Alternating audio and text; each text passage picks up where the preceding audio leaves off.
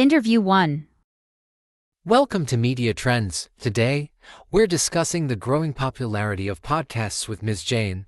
I'm media analyst. Ms. Jane, thank you for joining us. Thank you for having me. Podcasts have become incredibly popular in recent years.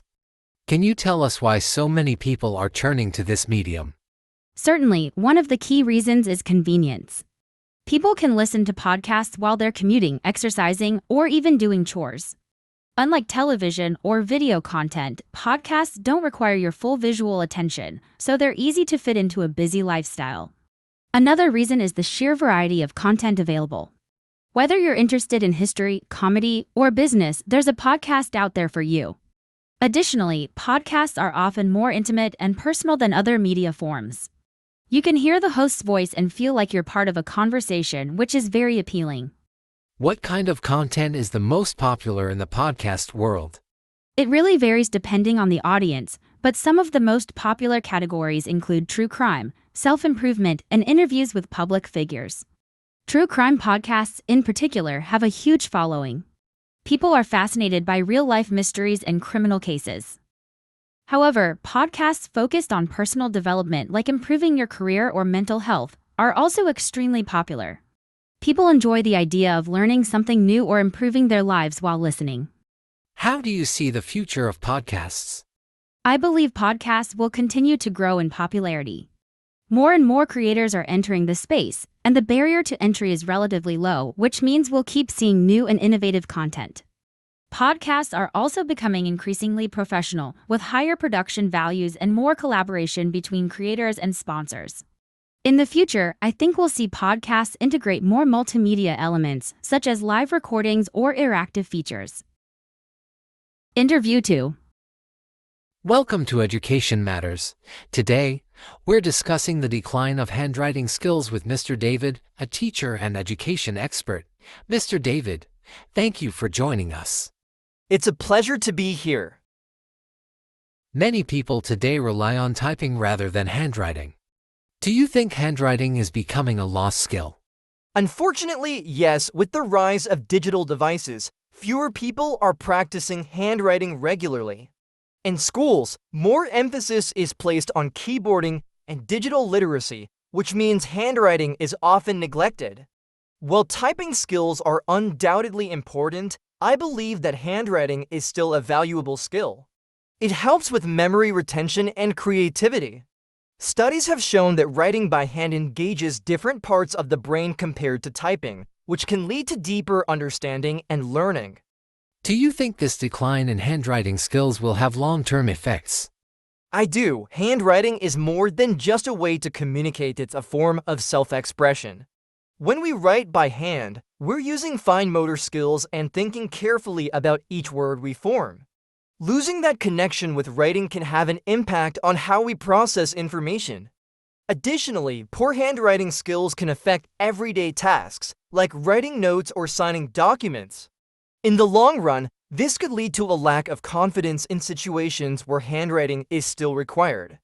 Is there anything that can be done to preserve handwriting skills? Absolutely. Schools can play a big role by incorporating handwriting practice into their curricula, even in the digital age. It doesn't have to take up a lot of time, but regular practice can make a big difference.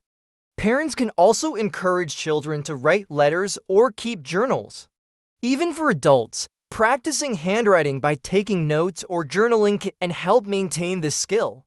It's important that we don't lose the art of handwriting completely. Interview 3. Welcome to Music Trends. Today, we're discussing the impact of music streaming services on the music industry with Mr. Allen, a music producer. Mr. Allen, thank you for joining us. Thank you for having me. Music streaming services have changed the way people listen to music. How have these platforms affected the music industry? Streaming services have completely transformed the music industry. On one hand, they've made music more accessible than ever before. People can listen to millions of songs with just a few clicks, which has dramatically changed how we consume music. Artists no longer rely on album sales, they now generate revenue from streams.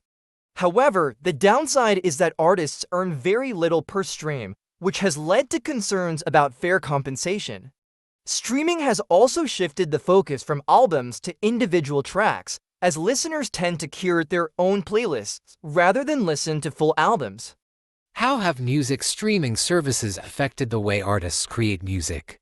One of the biggest changes is the importance of singles. Since people often listen to playlists with individual tracks, artists are focusing more on releasing singles rather than full albums. Additionally, the rise of algorithms has influenced how artists think about their music. Streaming platforms use algorithms to recommend songs to listeners, which means artists have to consider how their music might perform on these platforms. Some artists even tailor their songs to fit certain moods or genres that are popular on streaming services. Do you think streaming services are good or bad for the future of the music industry? It's a bit of both. On the one hand, streaming has democratized the music industry. Anyone can upload their music and potentially reach a global audience. This has given independent artists more opportunities than ever before. On the other hand, the financial model of streaming doesn't always benefit artists, especially smaller ones. The industry is still trying to figure out how to fairly compensate artists while maintaining the convenience and accessibility that streaming provides. Overall, streaming is here to stay, but the industry needs to continue evolving to support artists.